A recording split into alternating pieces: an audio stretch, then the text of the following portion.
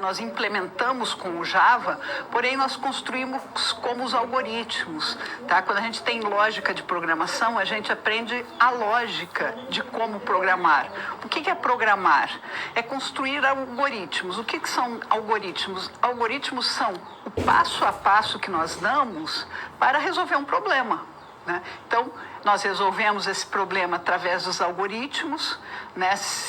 Nós temos que ter essa visão. Por quê? Porque a gente está mandando o computador fazer alguma coisa. Quando a gente implementa essa linguagem, nós estamos mandando o computador fazer alguma coisa.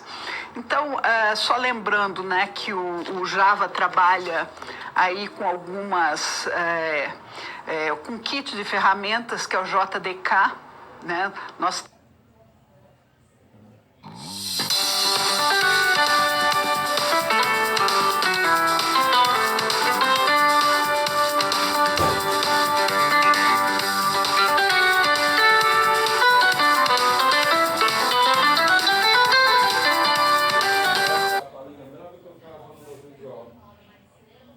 temos nós temos o compilador e várias ferramentas dentro desse, vamos chamar de kit Java. Esse kit nós precisamos para desenvolver a linguagem Java, tá? Quando a gente está programando, nós vamos desenvolver através do JDK, ok? Então eu pedi lá para vocês baixarem o JDK. Nós temos um compilador online, né? Então, é assim que nós vamos trabalhando, assim que nós vamos testando tudo que é possível.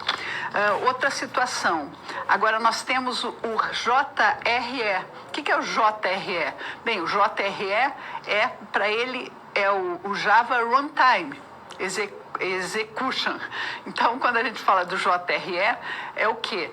Para executar o Java, a gente faz as declarações, a gente trabalha lá com as classes, nós trabalhamos com as definições todas e depois nós mandamos executar. A gente não acessa lá embaixo, lá do nosso compilador online, nós temos um botão lá embaixo de executar. Em outras, por exemplo, se a gente estivesse trabalhando com o NetBeans, por exemplo, nós temos um botãozinho lá que executa, faz a mesma coisa. Então, ele roda. Para ele rodar, ele também precisa desse suporte. Então, esse suporte vem através do JRE. Esse JRE também traz algumas características do JVM, ou Java Virtual Machine, que é aí uma camada. Daí já envolve o sistema operacional, envolve outras funções para a gente ter uma linguagem Java que ela é tão ampla, né, em todos os sentidos. Então, o que a gente trabalha também? A gente trabalha com pacotes. A linguagem Java, ela trabalha com pacotes. Vamos entender um pouco o que são esses pacotes. Todos vocês já organizaram fotos, não organizaram? Vocês têm fotos aí no computador de vocês, vocês não criam pastinhas para colocar essas fotos? Ou a gente organiza o nosso sistema de arquivos, não é? Você põe lá ano de 2019, ano de 2020, ano de 2021, ou fotos de 2019, fotos de 2020. A gente sempre dá uma classificação para os nossos arquivos. O sistema de arquivos foi criado e ele serve para quê? Ele serve para armazenar arquivos. Só que ele tem restrições. O que são essas restrições? São coisas que você não pode fazer. Você pode dar o nome de foto 1 para uma foto de 2019, uma foto de 2020. Você pode chamar de foto 1 várias fotos, tanto que elas não estejam na mesma pasta. Na mesma pasta você não consegue dar o mesmo nome, tá? Ele vai pôr, ele tem alguns recursos ali para perguntar para você se você quer substituir o arquivo, enfim. O sistema de arquivos tem essa limitação, tá? Então, o Java também é como se o Java ele pusesse os arquivos em pequenas pastas. Então, você vai acessando aqueles arquivos nas pastas, tá? Entre aspas, né? Então, os pacotes são essas pastas que a gente fala, ok? Só para vocês entenderem um pouquinho mais aí do funcionamento do nosso Java. Então, vamos ao quadro. Nós vamos ver algumas estruturas, como eu falei, né? Antes de eu começar, o avaliar. O que é o avaliar? O avaliar é a forma de como vocês demonstram para nós o que está se passando com você, aluno. Tá? Com você, aluno, com nossos professores, com nossos professores tutores, com os nossos coordenadores. Então, uma forma de avaliação. E foi prorrogada até dia 15 de novembro. Então, olhem essa imagem, tá? É importante a sua opinião, porque daí que nós conseguimos ter uma ideia do que vocês estão achando, o que vocês gostariam de modificar ou como que nós estamos indo, ok?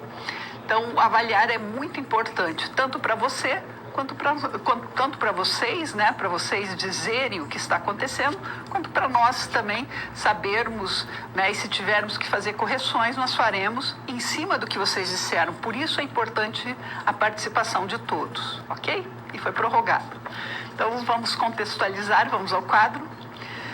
Você foi aprovado como estagiário em uma startup que atua no ramo de alta tecnologia e esse é um portal que faz vendas de diversos produtos e nós já vimos, né, que você vai ter um suporte robótico, né, para isso, e o robô pode ser modelado aí em boas práticas de orientação a objetos. Seu chefe acredita que a modelagem já desenvolvida pode ser melhorada ao se incorporar novos recursos. Enfim, após o seu chefe revisar o código que você desenvolveu, ele pediu para que você criasse 4 novos construtores para a classe robô.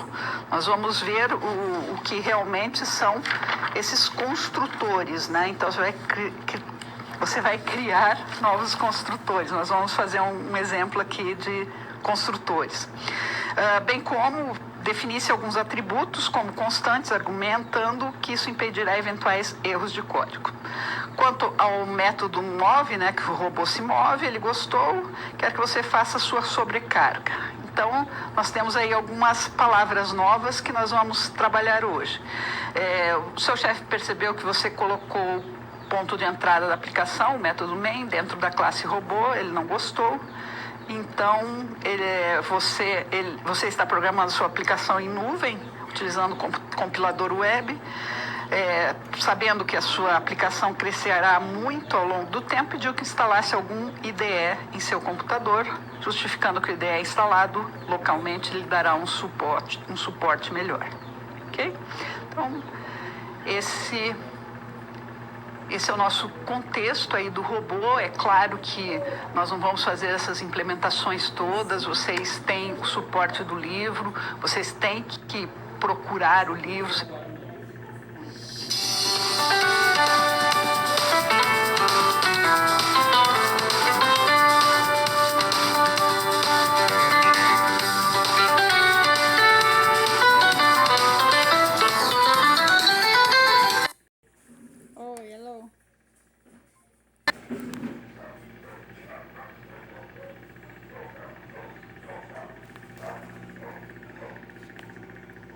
Trabalhar com esse livro, que você não entendeu, tirar as dúvidas, para a gente conseguir fazer essa... Alô? Alô? Oi, Rosália. É pra dizer pro Maior que não precisa ele me deixar não, viu? Por quê? O Maior aqui já vem me deixar, vai me deixar. Pois tá certo, tá? Tchau.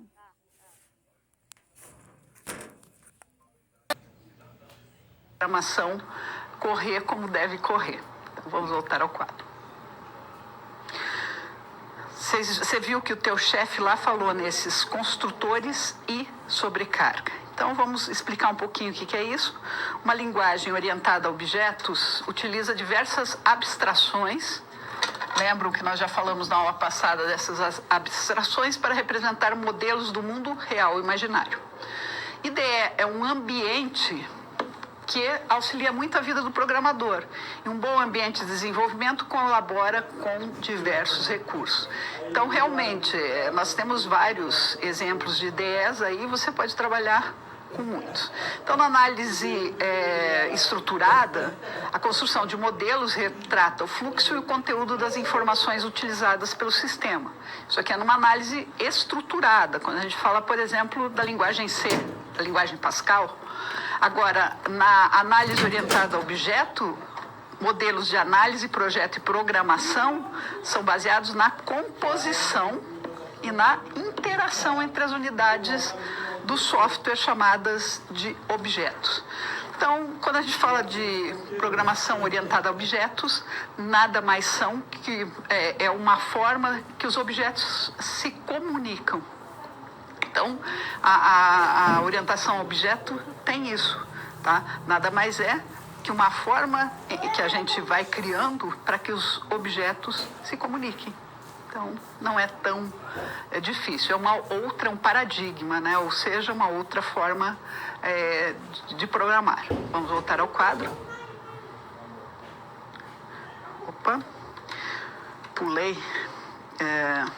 Então, vamos lá. A criação de instâncias. Então, nós já vimos também essa palavra instância, já não é tão nova para a gente, é criada através da utilização da palavra new. Além de criar a instância, ela associará uma referência para que os métodos da classe instanciadas possam ser executados. Tá? Por exemplo, data, nova data é igual a new data. Então, esta palavra aqui é muito importante. Lembram que a gente também fez isso na aula passada?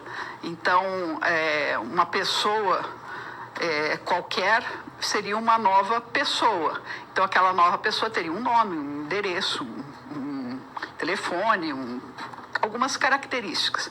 Então, construtores são métodos especiais que são chamados automaticamente, métodos especiais que são chamados automaticamente quando instâncias são criadas pela palavra-chave new. Tá? Então, essa new, apesar de a gente já ter tido contato com ela, né, nós vamos saber agora que elas são construtores. Eles garantem que o código contido neles será executado antes de qualquer outro código em outros métodos, já que uma instância de uma classe só pode ser usada depois de ter sido criada. Então, com new, o que causa a execução automática do construtor. Então, é muito importante essa palavra new, tá? Para a gente trabalhar com esses construtores. Os construtores devem ter exatamente o mesmo nome da classe a que pertencem, inclusive considerando maiúsculas e minúsculas. Então, nós sabemos que para o Java, isso é muito importante, essa parte de maiúsculas e minúsculos, né? Então, se eu mudar o nome, puser uma maiúscula e depois mudar para uma minúscula, a gente não vai entender nada, né, do que acontece. Então, vamos lá. Construtores não podem retornar valor algum, então ele vai ser vazio, né? Ele não retorna nenhum valor, nem mesmo void. Por isso, devem ser declarados sem tipo de retorno. Sem tipo de retorno é o abre e fecha. Construtores não devem receber modificadores. Por exemplo, eu não vou declarar público ou private. Tá? Eles serão públicos se a classe for pública. Então, são algumas informações, algumas formas de trabalhar aí em Java. Então, nós temos construtores padrão e não padrão. No padrão, nós temos o implícito e o explícito. O implícito não possui nenhum código e o explícito possui código, mas sem argumentos, tá? Então, agora, quando a gente fala do construtor não padrão, eu só tenho esse tipo explícito. E ele possui códigos e argumentos. Está vendo aqui que ele está retornando o int A? Então, ele está retornando argumentos. Então, só para a gente entender o que é esse construtor e essa sobrecarga de métodos. A sobrecarga consiste em permitir, dentro da mesma classe, importantíssimo, mais de um método com o mesmo nome. Olhem só, isso é uma informação importante. Então, sobrecarga. Então, permite dentro da mesma classe, mais de um método com o mesmo nome. Mas eles necessariamente devem possuir, argumentos diferentes para funcionar. Tá? Nós vamos pegar um método multiplicação ali, vou mostrar para vocês, né, que ele vai funcionar com outros argumentos, tá? Mas ele vai funcionar perfeitamente como a gente gostaria ou como deveria funcionar. Não podemos ter dois métodos com o mesmo nome e tipos de argumentos, mas com tipo de retorno diferente. Nós vamos ver isso daqui a pouquinho. Definição e utilização da sobrecarga de métodos. Ao conceituar sobrecarga, a possibilidade de criar um ou mais de um método com o mesmo nome e assinatura diferente. Então, mais de um método com o mesmo nome, porém assinaturas diferentes. É conhecida como sobrecarga de métodos. A decisão sobre qual método será chamado quando existir dois ou mais métodos será feita pelo compilador, com base o quê? Na assinatura dos métodos, ou como nós estamos trabalhando com eles. Tá? Então, aqui nós temos sobrecarga versus sobreposição. Né? Os argumentos, quando eu falo da sobrecarga, eles devem ser trocados. Quando eu falo da sobreposição, eles não devem ser trocados. O retorno pode ou não pode. Nós vamos falar um pouquinho, por exemplo, da herança. Não envolve herança e na sobreposição envolve herança. Hoje nós vamos ver um exemplo de sobrecarga. Tá? Então, invocação ocorre em tempo de compilação e o outro ocorre em tempo de execução. Tá? Isso aí são formas de trabalho, ninguém vai sair decorando isso, né? Com o tempo vocês vão aprendendo. Atributos e métodos estáticos em classes. Né? Ao criarmos instâncias de uma classe por meio da palavra reservada new, cada instância da classe terá uma cópia de todos os campos declarados na classe. Por padrão, a modificação de um campo de uma instância de uma classe não afeta o valor do mesmo campo em outra instância. Esses campos são conhecidos como campos de instância. É por meio da declaração e uso dos campos estáticos que conseguimos compartilhar um valor em todas as instâncias de uma mesma classe. Calma, essas são definições, nós vamos trabalhar com elas, né, no desenvolvimento aí do nosso trabalho. Um campo estático é também conhecido como campo de classe, já que ele está associado à classe que ele é definido, não à instância dessa classe. Campos estáticos são declarados com o modificador static, que deve ser posicionado antes do tipo de dado do campo e pode ser combinado com modificadores de acessos. Então, eu posso fazer isso no público e private, por exemplo. Exemplo de declaração de campos. Private int, registro acadêmico, né? Um campo de uma instância. Static, private, int, registro. Então, aqui eu estou dizendo que só essa será privado, então, só essa classe terá acesso. Né? Estático, privado, int, registro acadêmico. Tá? Um campo chamado estático ou campo de classe. Tá? Agora, é claro que aqui eu estou dando várias definições para vocês, né? Não é simples a compreensão, né? Mas é para vocês entenderem e nós só conseguimos aprender realmente programando, moçada. Tá? Jogando lá no nosso compilador, pegando o nosso livro, dando uma estudada, revendo a aula para a gente conseguir trabalhar. Nas situações de problema, ele fala muito do robô. Nós vamos fazer a implementação de alguns programas daqui a pouco, ok? Daí a gente vai ver, por exemplo, essa questão de sobrecarga, o que é na prática. Tá? Então, era para você fazer o robô. Vamos lá. Depois que você...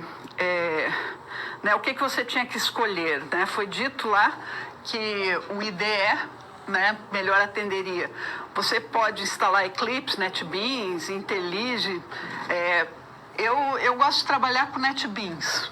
Tá? Após alguns testes, escolheu um. Inicialmente, você analisou com calma os atributos, como nome, peso, carga, tração, posição, e percebeu que os atributos nome, peso, velocidade não se alteravam para um mesmo robô. Dessa forma, decidiu declará-los como constantes, utilizando a palavra reservada final. Importante isso, tá? Só para você saber. Depois, você analisou a classe robô e viu que ela tinha apenas o construtor padrão. Então, criou 4 construtores com as seguintes assinaturas: public robô string nome, public robô string nome float peso, public robô string nome float peso. Tá? Todas chamam robô, no entanto, elas estão com parâmetros diferentes, né? Com argumentos aí sendo passados. Após isso, você se deparou com problema de sobrecarregar o método move, percebeu que esse problema parecia bem difícil, mas depois você criou apenas a assinatura public void move float pos, em que o robô se moveria apenas para frente ou para trás, conforme o valor passado como argumento. Então, aqui eu tenho um pouco aí da implementação, né, uma parte dessa implementação, o código da implementação.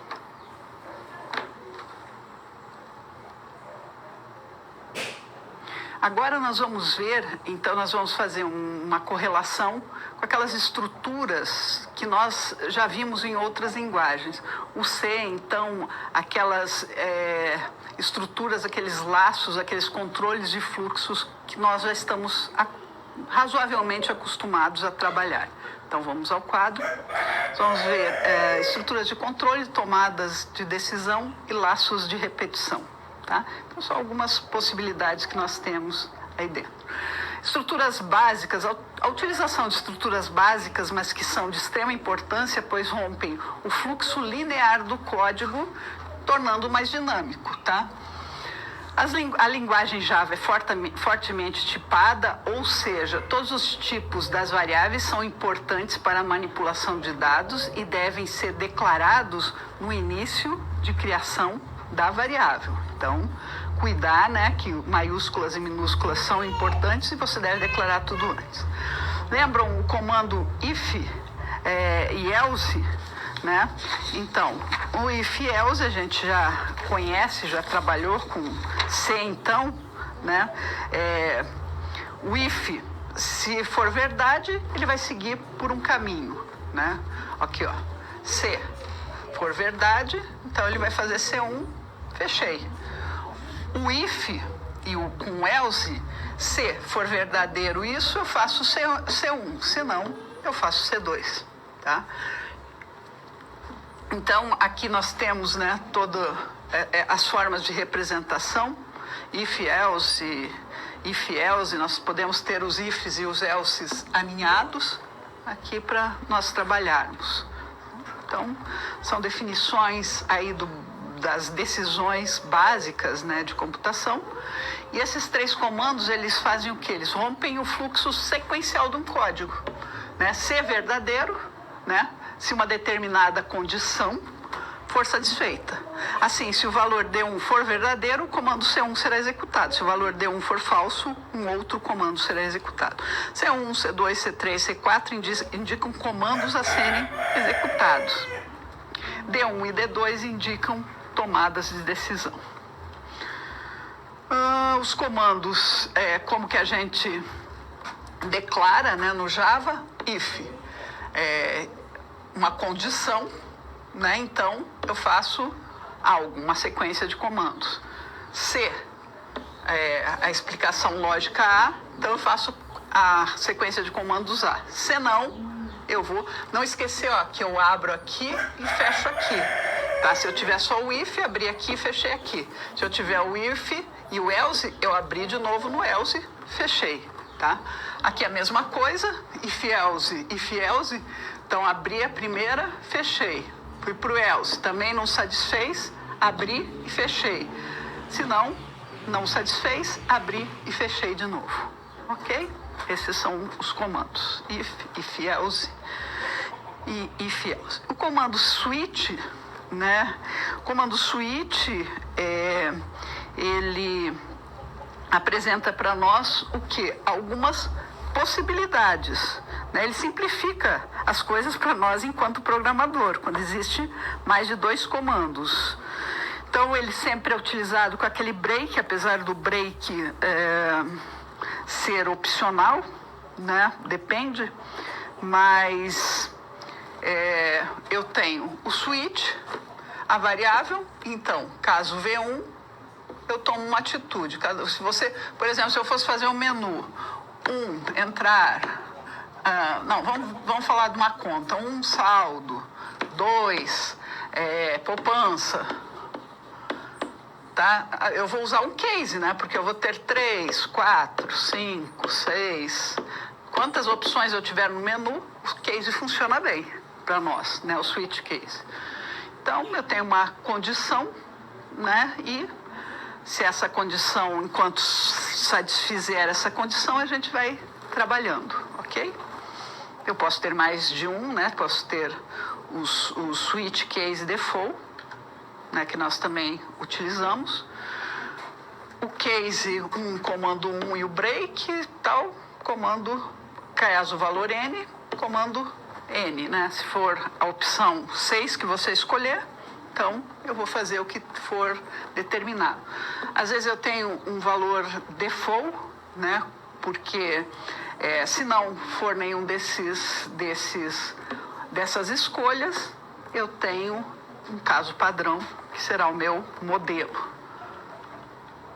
Nós também temos aí os nossos operadores aritméticos e relacionais, que nós também conhecemos da programação orientada, da programação linear, né? São os mesmos. Então, o que a gente sabe desses nossos operadores? A soma continua sendo igual, o mais, né? O exemplo em Java, x mais y. A subtração é menos, x menos y. A multiplicação é um asterisco, x asterisco y. A divisão é x divisão y. E aqui o resto da divisão é o nosso percent. Então, o resto da divisão de x por 2 vai determinar se um número é par ou não, tá? Nós temos os operadores relacionais, né? A igualdade não é apenas um igual, moçada. Igualdade são 2 iguais, aqui, ó, o símbolo da igualdade. Um igual é atribuição. Então, 5 x igual a y. Então, 5 é igual a y? Não. Desculpem, 5 é igual a 3? Não, é falso. Diferente é uma exclamação igual, maior ou igual a que, menor ou igual a que. Ok? Então, também já conhecemos esses operadores. Nós temos aí operadores de atribuição, incrementos ilógicos, né? Atribuição de adição mais igual. Então, quer dizer que o quê? X mais igual a 3. Mais igual a 3, x é igual a x mais 3. Nós temos a subtração, x menos igual a 3, x é igual a x menos 3. Esse exemplo aqui, essa parte do lado de cá, é o que nós conhecemos, né? Atribuição de multiplicação asterisco igual, divisão traço igual e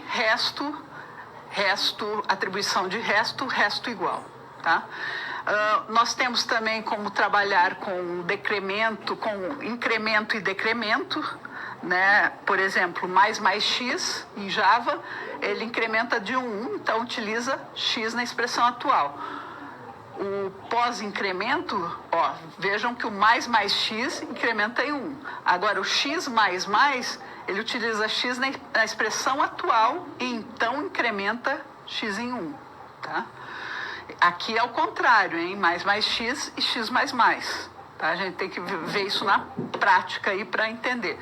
O menos x também decrementa em 1, né? Então, se eu tenho lá x, peço x, menos x, se a minha variável A é maior que 10, então, na primeiro loop, se a minha variável varia de 10, então na primeira vez ele vai utilizar o valor 10, depois 9, depois 8, depois 7, depois 6.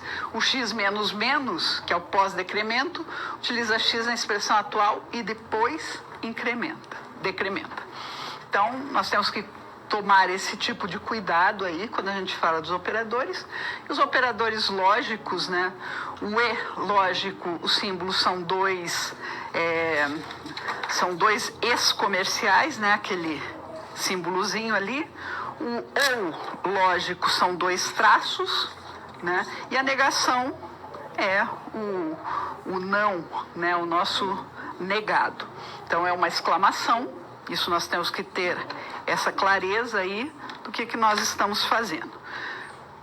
Então, eu passei rápido porque é algo que vocês com certeza já tiveram algum contato, né? E nós temos que ir trabalhando. Não tem como eu dar um formato para vocês e vocês vão fazer. A gente vai trabalhando com algumas situações possíveis, ok?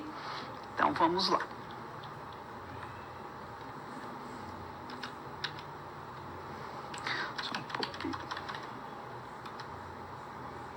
Aí nós temos também alguns pedaços de código sobre o robô, né, que era para fazer aquelas alterações com outras classes públicas e privadas, né, algumas declarações aí que o robô fez, ok? Nós vamos agora para o computador, né?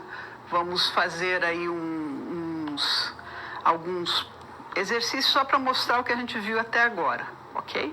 Então eu já peguei alguns exercícios, vou jogar lá no nosso compilador, nosso ambiente de compilação, e vamos trabalhar um pouquinho, eu vou explicando o que a gente fez, ok? Então vamos para o computador. Opa, meu computador está preto? Não, aí já voltou, moçada, só um pouquinho. O que nós vamos, uma das primeiras situações que nós vamos fazer é o quê? Deixa eu só...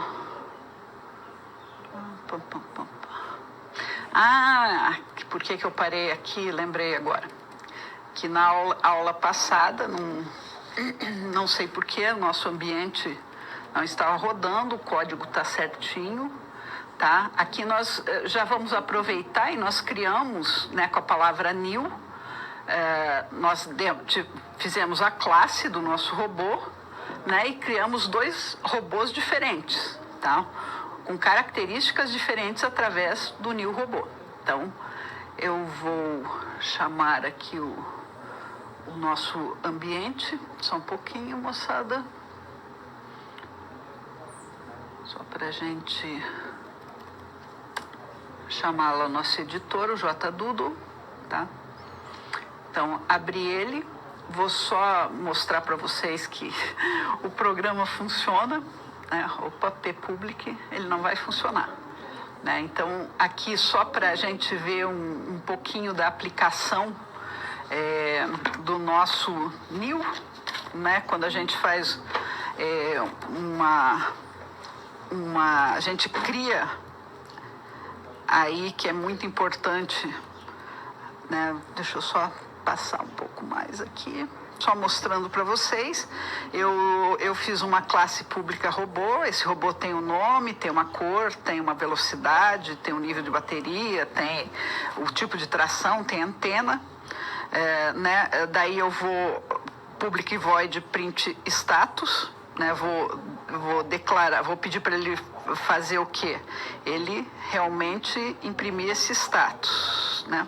Eu quero que o meu robô escreva lá, meu nome é mais nome, minha cor é mais cor, mais velocidade. Então, estou dizendo para ele escrever as características daquele robô, né? Como ele é nesse momento, como que é aquele objeto, né? Então, o robô objeto 1, né, é um novo robô. Então, agora eu vou dar aquelas características para o meu novo robô. Então, meu novo robô vai ter o nome de R801, vai ter a cor azul, vai ter a velocidade 6, o nível de bateria 78, o peso 10, a esteira, e ele tem antena, será verdadeiro. E o novo robô objeto 2, estão vendo aqui, ó, que eu criei o objeto 1, tinha algumas características. Eu criei aqui, ó, o objeto 2 com outras características também. Vamos ver. Então, coloquei, se vocês quiserem, eu passo o código para vocês, não tem problema nenhum, né? Então, vamos executar esse nosso programa. Olhem só, era isso que eu queria que tivesse acontecido na aula passada, que saiu do ar, que aconteceu tudo. Então, eu criei 2 objetos robô, né? Um é o R801, que é azul, que tem uma velocidade 6, tem uma bateria de 8, e o outro é o R701, que tem outras características. Então, eu criei 2 objetos com aquela forma, lembram? Com aquele formato do quê? De robô, tá? Então, meu nome é R701, né? Eu sou um robô laranja, não tenho antena. Então, executamos o que a gente fez na aula passada e não sei por que estava fora do ar e não estava funcionando. Então, é isso que nós trabalhamos aí, só voltando. Agora, nós vamos modelar uma classe matemática, tá? A modelagem da classe matemática. Então, vou lá pegar... Não vou nem modelar essa classe matemática. Nós vamos modelar um triângulo com 2 construtores, tá? Nós vamos ver como que nós fazemos isso. Então, vou lá copiar, né? Porque eu já digitei. Eu já digitei tudo isso.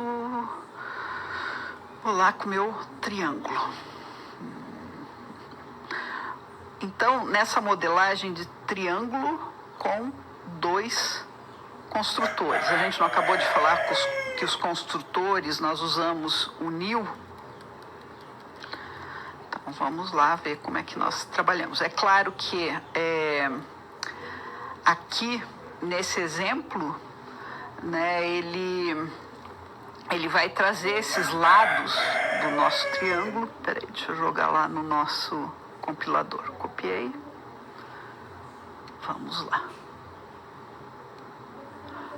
Deixa eu só apagar isso aqui. Então, vamos lá. Apaguei, tá? Vou copiar o que a gente trouxe. Então, eu criei uma classe triângulo e eu vou criar para esse triângulo 2 construtores, tá? Então, os construtores são sempre invocados com a palavra nil, tá? Então, vamos lá. Então, eu criei a public class triângulo, né?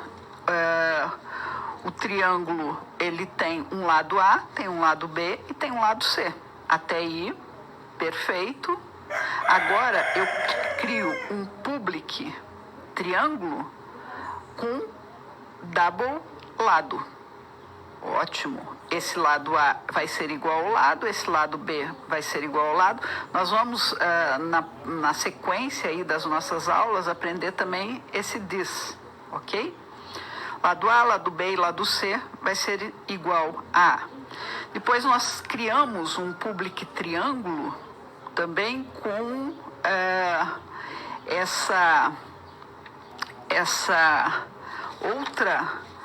com esses outros argumentos, ó. O triângulo, estão vendo que nós temos 2 classes públicas chamadas triângulo, só que o que ele está retornando, o que ele está passando, esses parâmetros são outros, ó, double lado, e aqui eu tenho double A, double B e double C, tá? Então, diz ponto lado A igual a A, diz ponto lado B é igual a B, diz ponto lado C é igual a C. Nós vamos ver também na sequência o override, não vamos ver agora. Agora, public string, toString, tá? Return o formato, né, desse string. Então, ele vai ler o A, ele vai ler não, na verdade, né, eu criei 2 triângulos com parâmetros diferentes. Um com A, com B e com C, né? E o outro, né, que é o nosso triângulo, esse é o triângulo com 3 argumentos, né, com os 3 doubles. Daí eu tenho, se meu triângulo, se for um triângulo isósceles, então eu estou passando um padrão só para ele, porque iso quer dizer o mesmo que, o Thiago perguntou o Thiago mandou uma pergunta aqui, se você irá disponibilizar o código. Com certeza eu vou passar para o Thiago, moçada, fiquem bem tranquilos, né, que eu vou resolver. Amanhã eu passo para o Thiago envia para vocês, tá? Para vocês fazerem os testes, para vocês trabalharem como vocês quiserem, tá? Então, vejam que um triângulo isósceles, o que ele é? Ele é um novo triângulo, só que ele tem os lados iguais. Um triângulo isósceles tem como características os 3 lados iguais. Então, meu lado A, se eu passei só os 5, double lado. Por quê? Porque eu preciso conhecer só um lado para dizer que ele é isósceles. Porque os outros 2, tanto o lado A quanto o lado B quanto o lado C, serão o valor 5, terão o valor 5. Agora, o outro triângulo que eu chamei de escaleno, tá? Através do nil triângulo, ele tem 3 padrões. Por quê? Porque um triângulo escaleno tem 3 medidas diferentes, 3, 25 e 26. Então, vocês estão vendo que eu tenho o mesmo nome, public class triângulo, tá? O triângulo tem 3 lados, né, estão declarados. Agora, o que eu fiz? Eu acabei usando 2 construtores desse triângulo, né? Os construtores são o triângulo isósceles e o triângulo escaleno. Através da palavra nil, eu chamei um triângulo de um tipo e o outro triângulo de outro tipo, ok? Então, vamos ver o resultado, né? Daí eu quero que ele imprima, né? Ou seja, ele vai imprimir os lados, né, dos triângulos. Um vai ter que ser 5, 5, 5, que é o nosso triângulo isósceles, já que eu dei o valor 5 aqui, eu já disse que todos os lados têm 5. E o outro vai ser 3, 25 e 26. Vamos lá. Deixa eu acelerar aqui no Interactive. Vamos ver se ele vai executar corretamente. Olha, ele está pensando. Opa, aqui, ó. O meu primeiro A é igual a 5, meu segundo A é igual a 5, meu terceiro A, esse é o meu triângulo isósceles.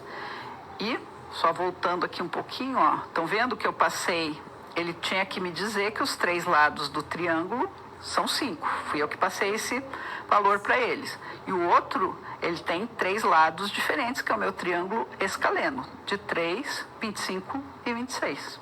Ok? Então, aí uma apresentação, uma modelagem de triângulo com esses 2 construtores, tá?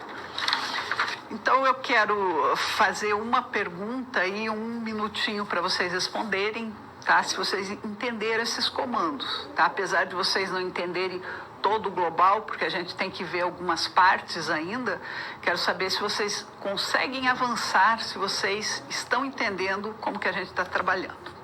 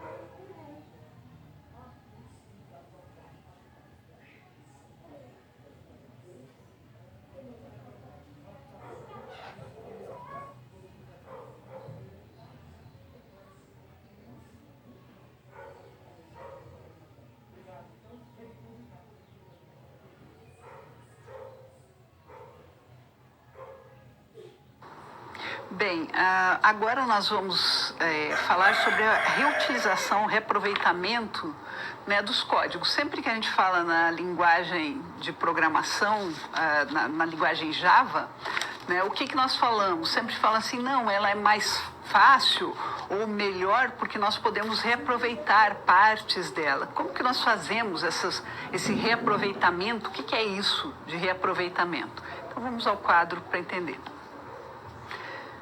Reutilização de classes. Então, nós fazemos realmente esse reaproveitamento de estruturas. Em vez de você declarar várias vezes a mesma coisa, você vai fazer o quê?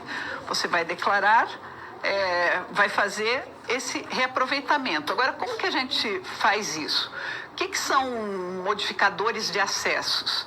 São características da orientação a objeto que permite ao programador ocultar classes e seus membros, tornando controlada a sua utilização por outros programadores. Isso é muito importante, moçada. Então, nós estamos falando aí do que? Por exemplo, se eu trabalho com um banco, né? Eu não quero que todo mundo, que um outro programador entre lá no saldo do meu cliente e modifique aquele saldo. Né? Se cada um está desenvolvendo uma parte, enfim, nós temos algumas limitações, né, que nós podemos fazer, tá? Nós trabalhamos como que nós ocultamos ou como nós deixamos naquela classe. Nós vamos ver um pouquinho mais para frente, através daquele public, daquele private, disso a gente consegue trabalhar em determinadas situações. Nós também reaproveitamos através de algumas aí que são de alguns pilares que nós temos, né, como aí na programação orientada a objeto, né, que são a herança, o polimorfismo, a abstração, né? Então, a herança são mecanismos que permitem a criação de uma nova classe que estende uma outra definida pelo programador, o que torna possível a reutilização de dados e comportamentos da classe ancestral. Então, a gente também vai dar uma olhadinha de como surge essa herança. É só uma explicação para vocês entenderem que nós reaproveitamos essas estruturas aí de que forma. Polimorfismo, a gente já viu que é várias formas, né? Ou seja, por meio do polimorfismo, o objeto pode ser referenciado de várias formas, o que confere flexibilidade ao desenvolvimento da solução. Então, o polimorfismo, né, também temos como trabalhar com ele. Uma das partes que a gente também trabalha é o encapsulamento, característica que permite que as variáveis da classe e seus métodos sejam agrupados em conjunto, segundo o seu grau de relação. Então, pode parecer meio estranho, porque nós não utilizamos essas palavras com tanta frequência, né, moçada? Então, o reaproveitamento de estruturas é um pouco diferenciado, é um pouco mais difícil, às vezes, da gente compreender o que faz exatamente, apesar de nós termos na análise também, de nós trabalharmos aí, conseguirmos trabalhar de algumas outras maneiras. Então, 4 modificadores de acesso. Então, a gente sempre quando declara, ou pelo menos nesse começo aí, a gente começou a declarar como public class robô, public class boneca, public class qualquer outro molde, né? Aquela classe que a gente tinha, a gente declarou tudo como public. Por quê? Porque a gente não sabia da existência desses modificadores de acesso, né? Então, o public pode ser acessado, executado a partir de qualquer outra classe. Então, qualquer outra classe é como se tivesse tudo aberto. Qualquer um pode utilizar tudo que for public, tá? Quando eu falo private, eu não quero que todo mundo tenha acesso lá ao saldo do meu cliente, tá? Então, só podem ser acessados, modificados ou executados por métodos da mesma classe, sendo completamente ocultos para quem? Para os outros programadores. Eu não quero que a pessoa pegue o saldo da minha conta, né? Quer dizer, eu vou ficar muito feliz se ele modificar para mais, né? Mas para menos vai ser problema. Então, eu tenho public, private, eu tenho protected, ou seja, protegido. Funciona como private, mas permite que as classes herdeiras também tenham acesso ao campo ou ao método declarado. Ou seja, ele é um privado, mas não totalmente, porque as classes herdeiras também vão ter acesso. O private não. Private, você declarou private, não tem acesso mesmo. Já o protected, as classes herdeiras têm acesso. E os sem modificadores serão considerados como pertencentes à categoria package, ou pacote, ou friendly, né, amigável. Seus campos e métodos podem ser acessados em todas as classes de um mesmo pacote. Né? Como eu falei para vocês que o Java trabalha com os pacotes e é como se fossem, né, pastinhas, né? Isso é uma forma de trabalho. Quando a gente fala de herança, é uma forma de reutilização de software na qual uma nova classe é criada, absorvendo membros de uma classe existente e aprimorada com capacidades novas ou modificadas. Então, quando a gente fala, a gente tem que ter uma clareza aí quando a gente fala dessa herança, né, que não é tão simples de nós trabalharmos, assim, ainda vai deixar algumas dúvidas, né? Então, é a reutilização do software na qual uma nova classe é criada, absorvendo membros de uma classe existente e aprimorada com capacidades novas ou modificadas. Então, aqui nós entramos no contexto de superclasses e subclasses, tá? Por exemplo, quando eu falo de um aluno, esse aluno pode ser aluno de graduação, aluno de pós-graduação, aluno do curso de inglês, aluno do curso de informática, enfim, aluno pode ser uma superclasse que pode se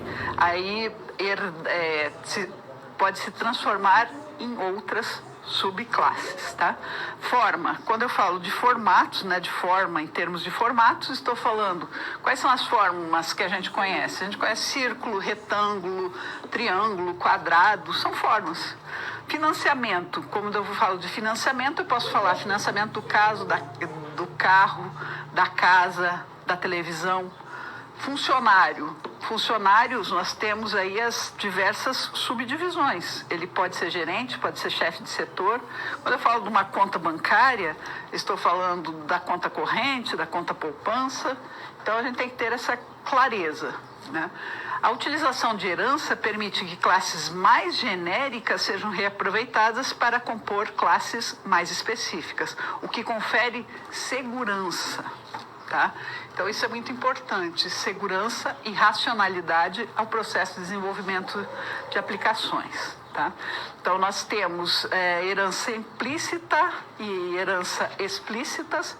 Por exemplo, um objeto. Tá? Um objeto geométrico 2D. Tá? Ótimo. Eu posso ter um círculo, eu posso ter um triângulo, eu posso ter um retângulo. Tranquilo. Agora, em 3D, eu não vou mais ter o círculo, eu vou ter a esfera.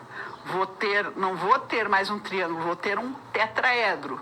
Por quê? Porque eu estou falando de 3 dimensões. Então, eu não vou ter um quadrado, eu vou ter um cubo, né? Porque ele tem 3 dimensões. Então, o objeto é de uma classe pública.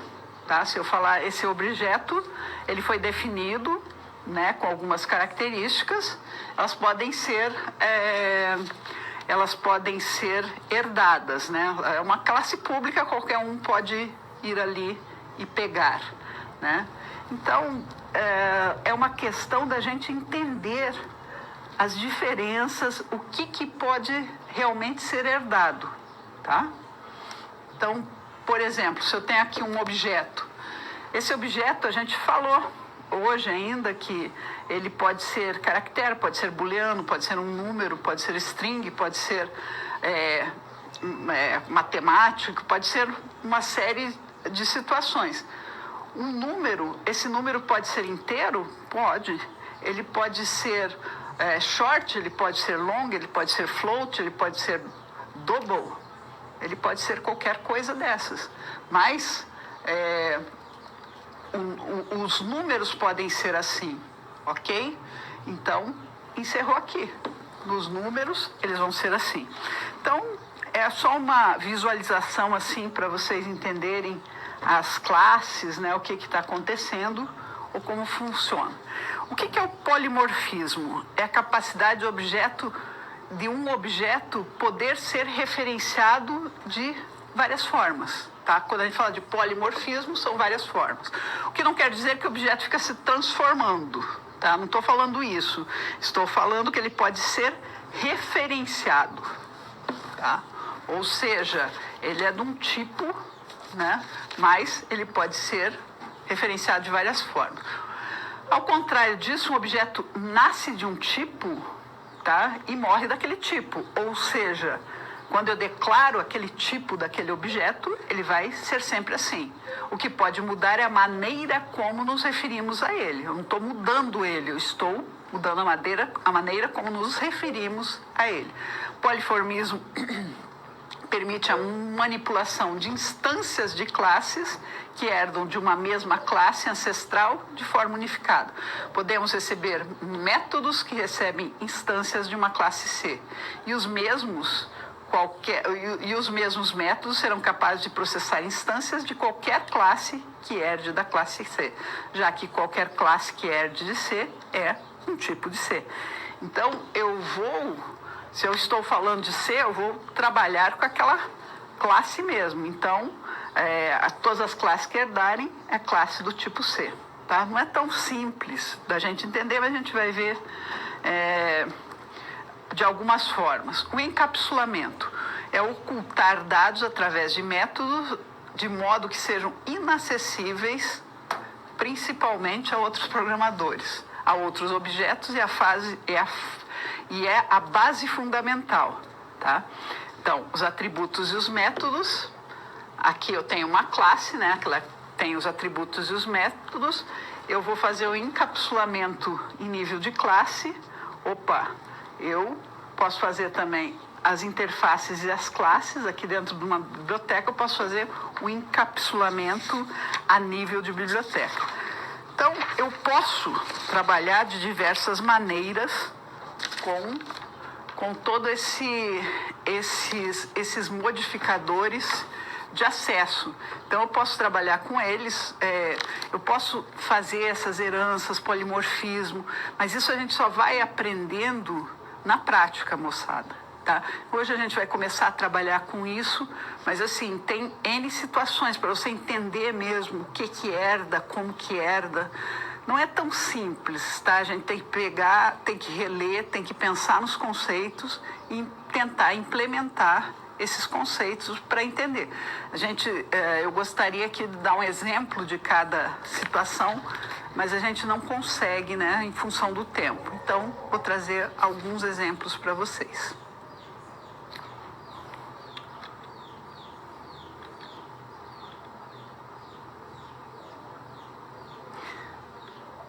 Aqui nós vamos falar um pouco dessas modificações que você tinha que fazer no projeto, né?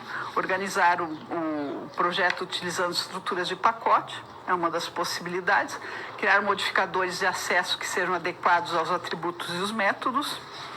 Criar de forma adequada os métodos getters e setters, tá? Para os atributos. Utilizar o conceito de herança e a sua aplicação. Sobrescrever os métodos toString e equals. Algumas formas aí que a gente tem de modificar aquilo que nos foi dado, né, do robô, de toda a contextualização. Quando a gente estava falando de robô, ele deu algumas sugestões e a gente pode trabalhar com isso.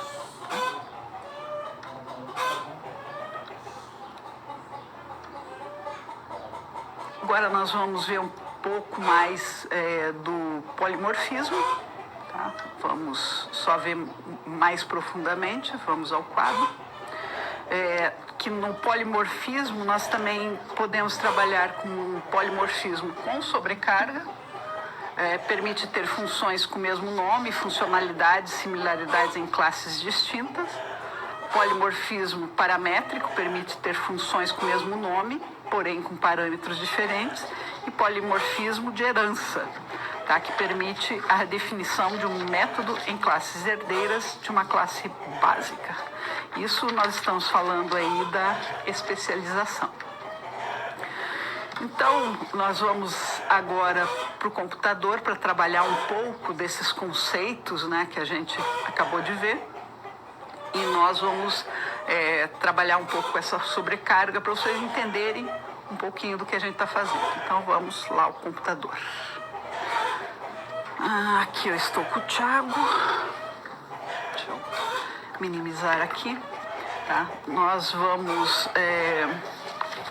O primeiro que nós fizemos, né, que foi esse triângulo com dois construtores, né, só para a gente ver a aplicação do NIL, né, de como funciona. Agora nós vamos ver a sobrecarga desse método multiplicação, tá? Ou seja, nós vamos trabalhar com a classe multiplicação, só que com N diferenças. Vamos ver como que isso funciona. Deixa eu só achar aqui. Tá aqui. Claro que eu já digitei, né, moçada? Que é mais fácil, né, mais rápido para nós trabalharmos, porque a gente tem pouco tempo. Então vamos voltar lá para o nosso ambiente, nosso compilador. O que eu vou fazer aqui? Opa. Se ele me obedecer, eu vou ficar mais... Ué. Travou o nosso... Deixa eu fechar e abrir de novo. Quero sair. Não, quero cancelar. Opa. Vamos lá. Voltou. Agora, eu vou trabalhar com o quê? Com a sobrecarga do método multiplicação, tá? Então, eu chamei essa classe de matemática, tá? Eu tenho uma estática, eu tenho um método estático chamado multiplicação, tá? Com que valores inteiros esse multiplicação trabalha? Com int A e com int B, ok? Então, a multiplicação, não faz a multiplicação de um número vezes outro número. Então, o que ele vai retornar para nós? A vezes, ou multiplicados, por B. Ótimo. Então, aqui eu tenho dois valores, posso multiplicá-los. Agora, como que a gente faz essa sobrecarga, tá? Eu vou trabalhar, veja, ele chama-se multi, tá? O método, ou seja, o que ele faz é multiplicar dois números, um int A e um int B. Agora, essa sobrecarga é o quê? Eu estou declarando static, só que não int mais, estou declarando double. A minha multiplicação vai ser feita em números não inteiros mais declarados como double. Então, aqui continua sendo o nosso método multiplicação. Ele vai fazer o quê? A multiplicação de dois números. Só que agora, esses dois números não precisam necessariamente ser inteiros. Eles podem ser double, ok? E o que vai retornar? A mesma multiplicação. Eu, na verdade, eu estou fazendo só a sobrecarga do método. O método é multiplicação, ele vai sempre multiplicar. Agora, o que ele vai multiplicar é diferente. A forma como ele vai trabalhar, né, os argumentos que são passados ali para ele são diferentes. Mas meu método continua multiplicando, tá? Então, vamos lá. Agora, mais uma forma eu declaro como static double, o método multiplicação, só que agora eu quero multiplicar três números. Posso fazer isso? Posso. Eu tenho aqui A, eu tenho double B e double C. O que eu vou retornar? Eu vou retornar uma multiplicação de A vezes B vezes C. Então, eu vou pegar 3 números e fazer esta multiplicação. Então, aqui a nossa main, né? Declarei public static void main, tá? Começamos. Eu quero que ele imprima o quê? Primeiro, eu quero testar 2 números inteiros, né? Matemática.multi, o número, eu estou passando o número 5 e o número 3. Então, ele vai fazer a multiplicação do número 5 vezes o número 3. Quanto que é 5 vezes 3? 15. Tá? Agora, eu não tenho mais números inteiros. Eu tenho 3,2 e o meu B será 4,1. Eu também quero continuar multiplicando, só que agora eu vou multiplicar 3,2 vezes 4,1. Ótimo. Ele vai ter que fazer, né? Ele vai fazer essa... A minha quarta resposta está aqui, ó. Multi 1,4 vezes um número inteiro vezes um número decimal. Posso fazer? Posso. Vai reconhecer? Vai. Quanto que é 1,4 vezes 2 é 2,8. Né? Por exemplo, aqui, quanto que é 5 vezes 3, moçada? 15. 3,2 vezes 4,1 eu não sei quanto que é. Tá? Vamos esperar o computador fazer. 1,4 vezes 2 dá 2,8. E esses valores que eu passei, 4,5 vezes 5,2 vezes 2, são 3 valores. Eu também não dei essa possibilidade no meu método, eu não estou fazendo a sobrecarga desse meu método, sem dúvida nenhuma. Então, fiz, vamos mandar vamos ver se vai executar. O que ele tem que dar de resultado? Bem, o 15, então a primeira multiplicação deixa eu deixar aqui na tela, eu passei como argumento 5 e 3. 5 vezes 3, 15, ótimo. 3,2 vezes 4,1, a multiplicação desses 2 argumentos dá 13,2, tá? Ele que me respondeu porque eu não fiz. Esse aqui a gente já tinha feito, né? 1,4 vezes 2 dá 2,8, tá? E agora esses 3 números, A, B e C, né? 4,5 vezes 5,2 vezes 2 dá 46,80004. Então, vocês viram que eu utilizei o mesmo método, que era a multiplicação, ou seja, ele tem o mesmo nome, ele está fazendo a mesma operação, né? A mesma operação de multiplicação, tá? Sem dúvida nenhuma. Porém, estamos trabalhando aqui de outra forma, né? Ou seja, a gente sobrecarregou aquele método. A gente fez uma sobrecarga do método. Então, na programação orientada a objeto, ela permite isso? Sim, ela permite isso. Inclusive, isto tem um nome, né? Porque eu estou fazendo a sobrecarga de um método. Que método? O método multi. Tudo vai ser multiplicação. Ali nós falamos na definição. Temos funções com o mesmo nome, funcionalidades similares e classes distintas. Tá? Então, nós podemos fazer isso? Podemos. Né? Nós temos aqui o mesmo nome, né? O static double. Então, essa sobrecarga é extremamente importante nós entendermos, né? Por quê?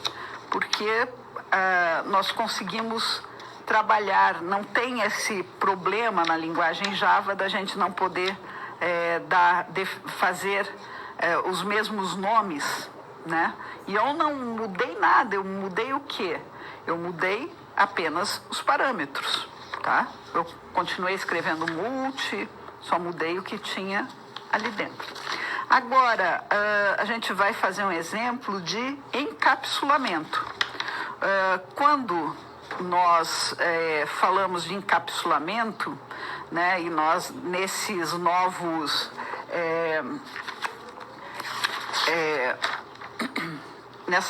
nesses modificadores de acesso, né, aquele público, privado, ou protegido, né, que eu falei já para vocês, quando nós fazemos esses reaproveitamentos, o que eu quero? Eu quero fazer, por exemplo, se eu estou numa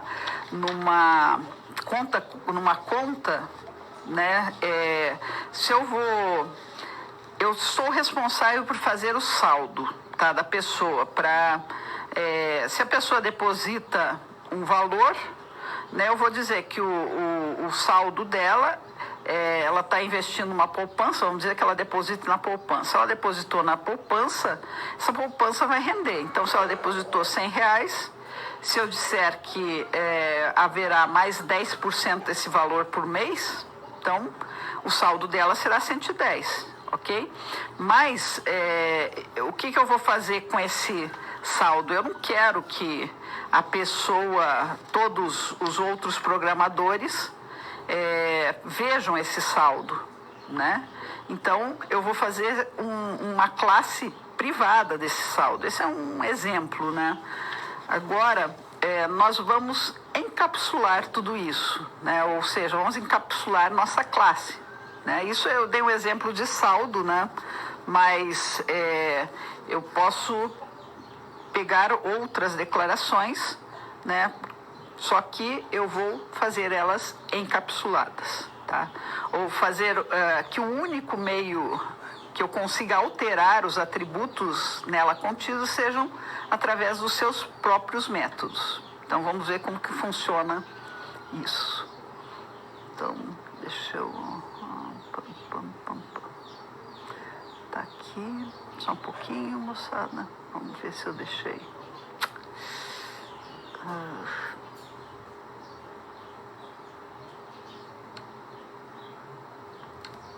Eu já digitei. Nós vamos criar uma classe conta, né? E vamos fazer esses depósitos, vamos trabalhar um pouco com esse get, esse set, né? Então, nós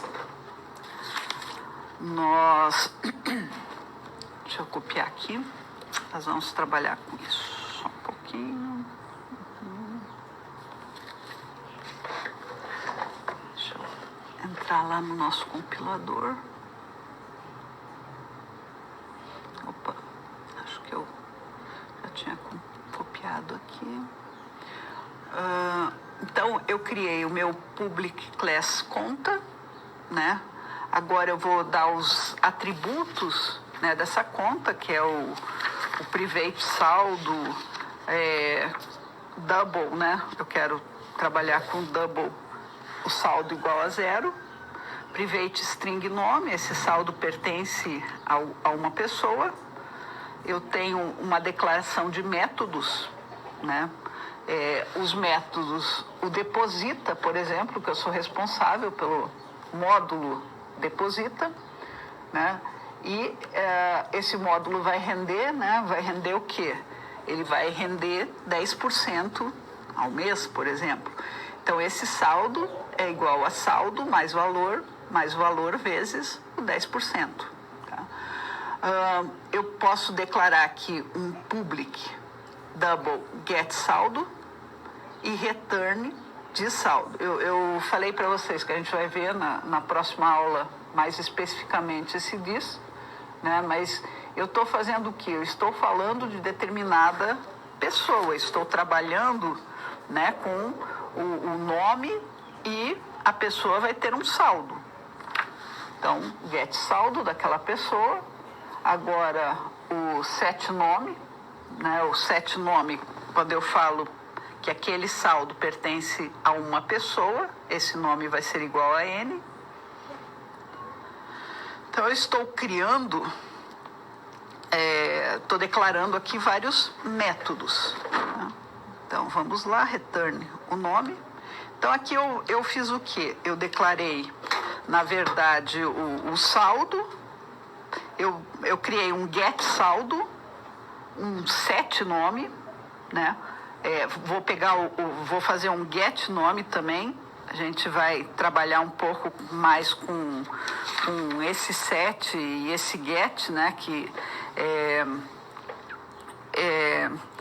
Se eu quiser obter o saldo, nós não poderíamos utilizar diretamente o valor de algum atributo chamado saldo, né? Porque ele é privado. Então, como eu trabalhei aqui, eu posso continuar. Então, nós temos quando a gente fala desse get saldo, aqui, ó, eu falo desse get saldo, é o nosso chamado getter, que é um método que foi feito com o intuito de retornar um valor de um atributo privado, tá?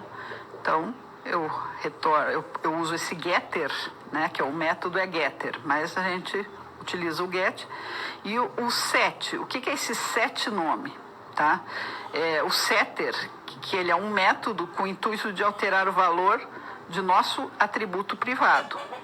Então, o nome, né, nós conseguimos alterar. Então, public string, get. Agora, eu vou trabalhar com essa minha classe, né, a conta em si. Eu vou criar conta, são duas pessoas distintas, né? A conta C1 vai pertencer a uma pessoa. Aqui eu instanciei com new conta. A conta C2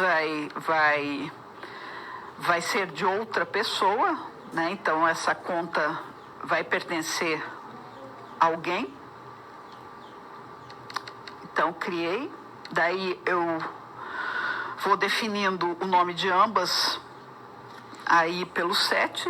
Então, o C1, o nome, né, associado à conta 1 vai ser o fulano da Silva. O nome associado à conta 2 vai ser o Beltrano.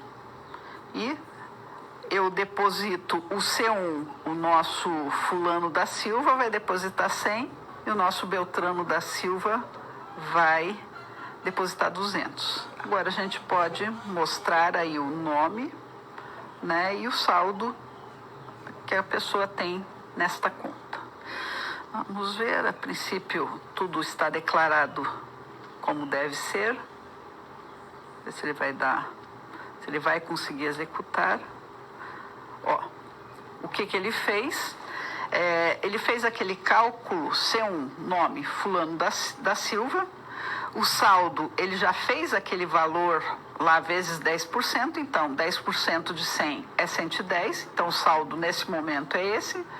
E o C2, a conta número 2, pertence ao Beltrano da Silva. O saldo é 220, porque 10% de 110 é 220, tá? Então, ele fez realmente, funcionou, né? Aqui o get e o set, apesar da gente não ter visto tantos detalhes, tá? Mas eu declarei tudo isso, por quê? Porque eu não quero, dessa maneira aqui, só nessa classe conta aqui que eu vou ter esses acessos, só eu que vou saber os valores desses acessos, ok? Então, só deixa eu...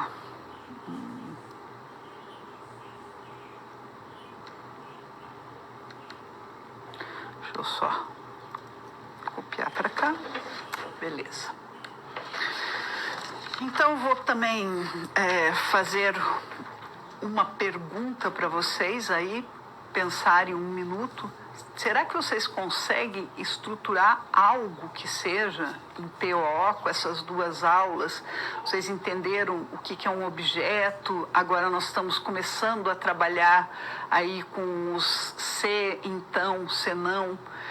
Não é fácil, moçada, tá? Não é fácil, não é uma linguagem como outra qualquer e não é simples. Então, só vou pôr a pergunta para vocês refletirem.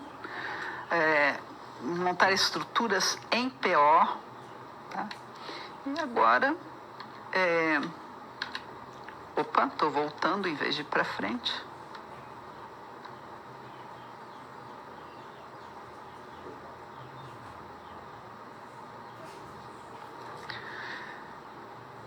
Então, recapitulando agora, só fazendo o desfecho da nossa aula de hoje, nós vimos aqueles construtores. Construtores são criados através da palavra new, né? Então, eu estou aí trabalhando com os construtores.